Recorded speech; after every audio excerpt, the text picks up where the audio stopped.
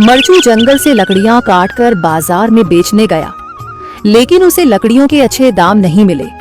इस पर मरचू ने कहा, अरे भैया, इतने कम पैसे, इन पैसों में तो 2 वक्त का खाना भी नहीं मिलेगा। आप मुझे बहुत ही कम पैसे देते हैं। मैं इतनी मेहनत से लकड़ियां काट कर आता हूँ, लेकिन उनके पैसे मुझे बहुत कम मिलते हैं। भैया, तुम्हारी लकड़ियां होती ही इतनी कमजोर हैं कि मैं इससे ज्यादा पैसे नहीं दे सकता। तुम्हारी लकड़ियों के बस इतने ही पैसे बनते हैं। अरे भैया, कुछ ज्यादा कर दो ना। वो क्या है ना कि इन पैसों का तो कुछ भी नहीं आता। मैं अपनी जिंदगी कैसे गुजारूंगा। भैया, तुम जाकर अच्छी लकड़ियां लाओ, तभी इन लकड़ियों का अच्छा दाम मिल पाएगा, वरना इन लकड़ियों का तो यही दाम है। ये सुनकर मरचू बहुत ज्यादा परेशान हो गया और पैसे लेकर किराने की दुकान से सामान खरीदकर घर आ गया।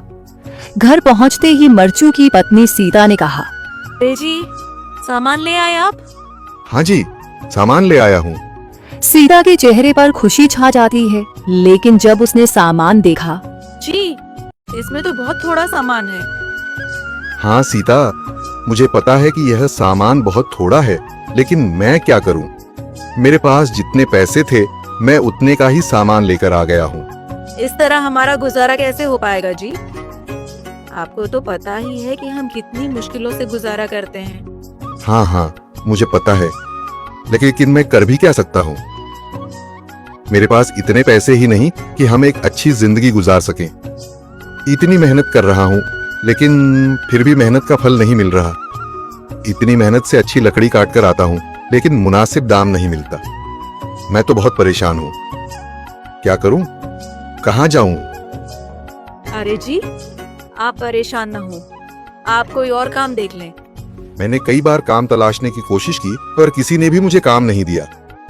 ये सुनकर सीता भी काफी ज्यादा परेशान हो गई। मरचू से सीता की परेशानी नहीं देखी गई।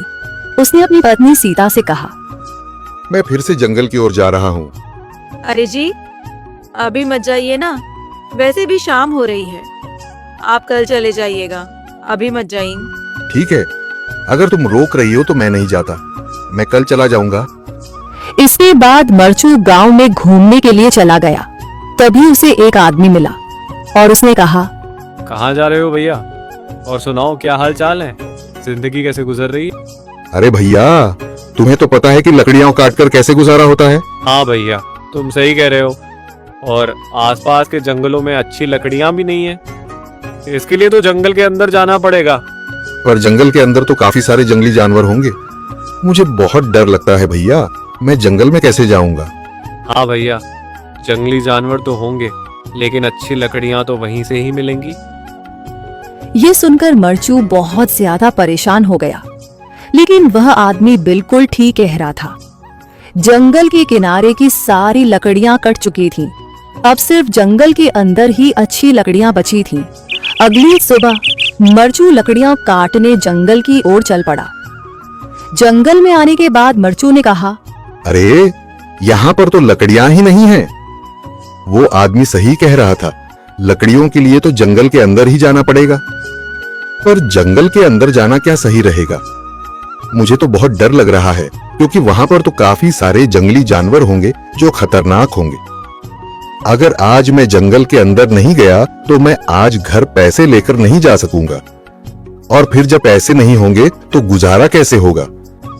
मरचू जंगल के बाहर खड़ा सोचता ही रहा और फिर उसने सोचा, अरे, यहाँ पर भी कोई मजबूत पेड़ दिखाई नहीं दे रहा जिससे मैं लकड़ियां काटकर घर ले जा सकूं। लगता है और अंदर जाना पड़ेगा। यही सोचकर मरचू जंगल के अंदर चला गया। अंदर जाने के बाद उसने इधर उधर पेड़ देखे, पर उसे कोई भी अच्छा पेड़ दिखाई नहीं दिया। यह सोचकर मरचू जंगल के और अंदर चला आया।